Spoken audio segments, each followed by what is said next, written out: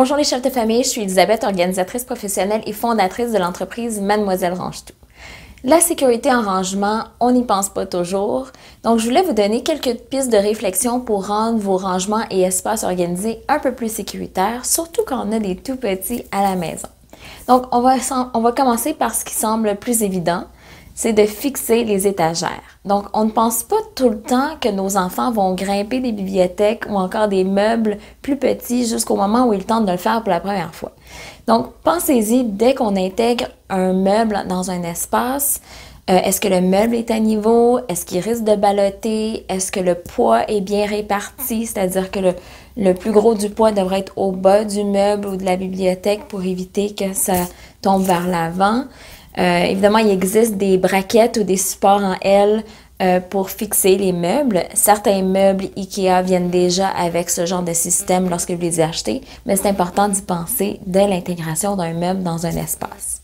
Alors deuxièmement, on veut opter pour des bacs ou des paniers en tissu. Évidemment, ça dépend d'où on utilise ces bacs ou ces paniers, mais je parle plutôt ici pour la salle de jeu ou la chambre des enfants. Par exemple, pour ranger leurs jouets, on veut opter pour des paniers en tissu comme ceux-ci. Ce sont les Drona de chez IKEA. Il existe évidemment d'autres compagnies avec des articles semblables. Certains sont plus décoratifs que d'autres. Donc, c'est quand même facile d'en trouver sur le marché, dépendamment de la grandeur que vous avez besoin. Petite parenthèse qui n'a pas vraiment un lien avec la sécurité des rangements, mais on veut éviter les rangements mous qui n'ont pas de structure. Vous savez, ceux qui on a quasiment de la misère à mettre un seul article dedans parce qu'ils s'affaissent rapidement. Donc, on veut les éviter. On veut éviter, quand on parle de panier ou de bac en tissu, on veut éviter ceux qui sont rigides avec les coins en plastique parce que, surtout quand les enfants sont très jeunes, ils peuvent glisser, tomber, se cogner la tête, puis ça peut vraiment être très dangereux. Parfois, on trouve qu'ils sont peut-être plus beaux, peut-être même plus décoratifs, mais gardez-les justement pour des articles qui sont peut-être ailleurs dans la maison et que les enfants n'ont pas nécessairement accès dans ces bacs-là. Ou encore, si vous voulez absolument vous en servir, il existe des protège-coins, évidemment, qui peuvent, dans le fond, s'adapter à ces types de rangements plus rigides.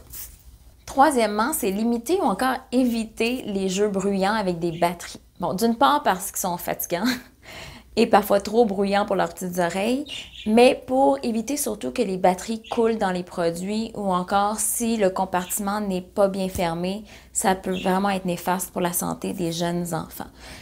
Donc, je sais que c'est difficile de ne pas trouver des jeux qui ont des batteries parfois ou des fois on se les fait offrir en cadeau, mais c'est juste de peut-être les mettre dans des endroits où ils n'ont pas nécessairement accès facilement, qu'on peut peut-être les surveiller quand ils accèdent à certains de ces jouets-là.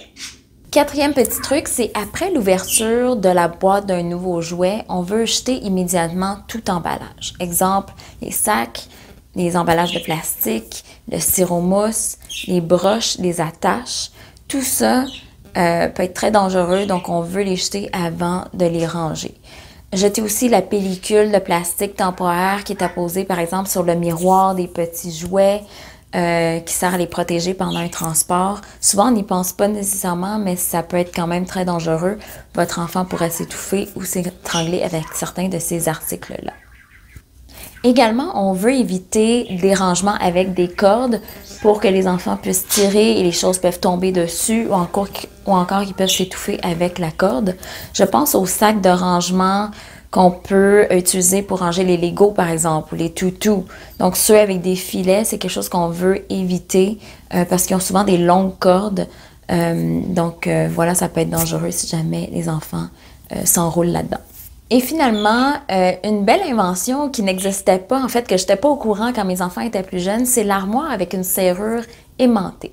Ils sont super pratiques pour garder certains articles hors de la portée des enfants, ceux qui ont besoin de surveillance pour certains des articles, que ce soit dans des armoires de cuisine pour ranger les produits nettoyants ou même les médicaments, ou encore pour ranger les jouets avec des petits morceaux dans la salle de jeu qu'on ne veut pas nécessairement qu'ils accèdent en tout temps. Donc, si vous avez la chance d'intégrer une armoire avec une serrure aimantée dans vos rangements, c'est l'idéal. Évidemment, on ne peut pas tout contrôler dans un espace, c'est certain, mais un accident est vite arrivé, donc parfois, il faut juste y penser un peu plus. Donc, sur ce, j'espère que ça vous donne quelques pistes de réflexion. Je vous dis à bientôt.